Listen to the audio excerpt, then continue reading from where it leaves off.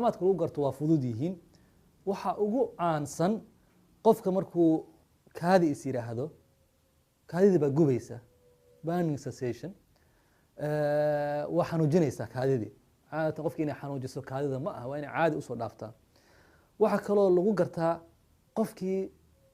oo ay saaxiib noqdaan musqushii macnaha musqushii buu kusii ordaya hadduu kasoo baxaya 5 minutes kadib waa ku noqonaya macnaha waxa badanaysa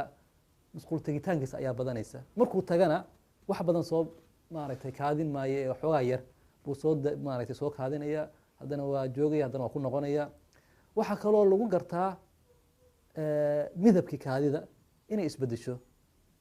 midab cloudy iyo urur kaadid maaragtay uraysa ayuu qofku kaadinaya haddana waa joogaya haddana waa ku noqonaya waxa kaloo lagu gartaa midabkii kaadida inay isbedesho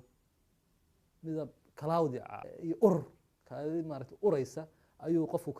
kaadinaya marar qaarkoodna wuxuu laga yaabaa inuu ka arko dhiig ama midab maaragtay binki ah oo maaragtay yara maaragtay casaan khafiifa inuu qofkii ka arko marka calaamaadkaas ayaa lagu gartaa waxa kaloo lagu gartaa gumaarka ayaa qofka xanuuna ama halka gumaarka hadduu riixo waa danqanaysaa waa xanuunaysaa xanuunkaas gumaarka ama caloosha qaybteeda hoose marar qaarkood wuxuu aadaa dhabarka qofka wuxuu leeyahay halkaan ay xanuunaysa xanuunkan wuxuu u fidayaa dhinaca dhabarka marka calaamaadkaas weeye calaamaadka lagu garto qofka markuu kaa isku arkan waxaa loo baahan yahay inuu kaadi intuu qaado dhakhtarka u geeyo ama neersiga si loo baaro loo ogaado inuu infection ku jiro iyo in kale